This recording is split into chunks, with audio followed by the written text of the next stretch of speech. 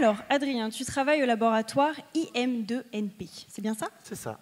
Et ta thèse porte sur les Primitive Neural Network, un nouveau paradigme pour l'intelligence artificielle ultra basse consommation. Exactement. Alors, si c'est difficile de commencer le concours, ça l'est tout autant de le terminer. Est-ce que tu te sens prêt? Est-ce que tu te sens ready?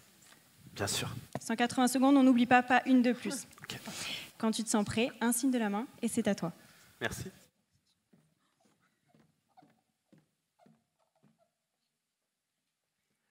J'aime les échecs. Le jeu des échecs. Et aux échecs, il y a une victoire célèbre. Celle de Deep Blue, une intelligence artificielle qui bat le multiple champion du monde, Garry Kasparov. Durant ce combat, en 1997, l'intelligence artificielle consommait 1000 fois plus d'énergie que l'être humain. À l'époque, on ne voyait pas ça comme un problème.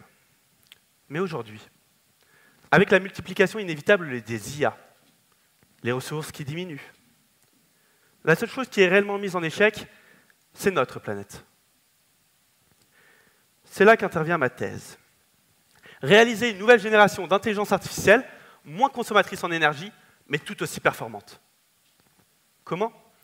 En m'inspirant de la nature pour l'intégrer dans nos IA. C'est ce que l'on appelle du biomimétisme.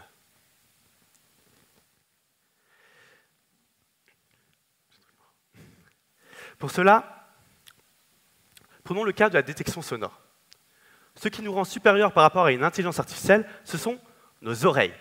Un organe spécialisé qui consomme très peu d'énergie et qui ne transmet que les informations utiles. Utiles pour nous. Car en fonction de l'espèce, nous n'entendons pas tous la même chose.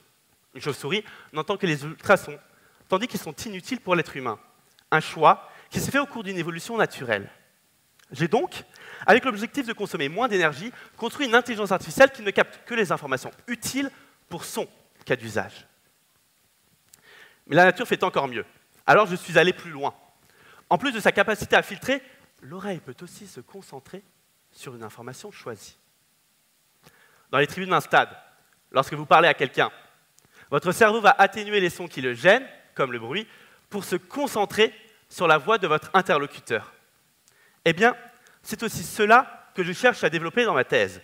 Une IA ayant la capacité de décider par elle-même quand et sur quoi elle doit se décider. Pour cela, je pars d'une super oreille, capable de tout entendre. Et je la fais évoluer comme les oreilles d'animaux ont évolué au fil des millénaires, mais en quelques secondes.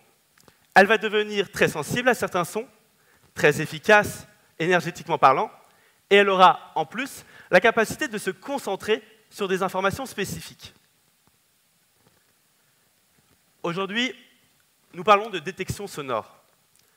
Mais cette technologie est transposable dans de nombreux domaines où l'IA est déjà utilisée. Grâce à ça, nous allons diviser par 1000 notre consommation en énergie. Car, voyez-vous, pour moi, cette course effrénée et inarrêtable que l'on appelle le progrès n'a de sens réel que si elle ne met pas en péril notre humanité.